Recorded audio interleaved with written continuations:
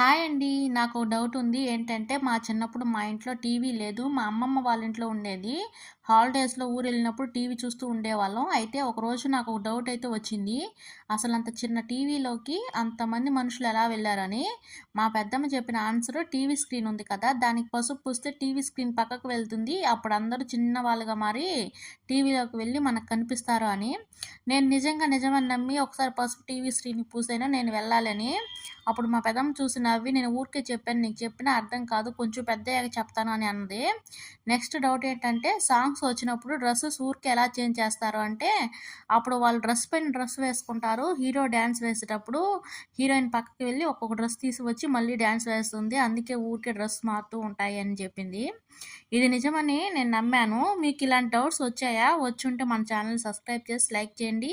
మీకు ఈ వీడియో ఎలా అనిపించిందో కామెంట్ చేసి చెప్పండి. Thank you.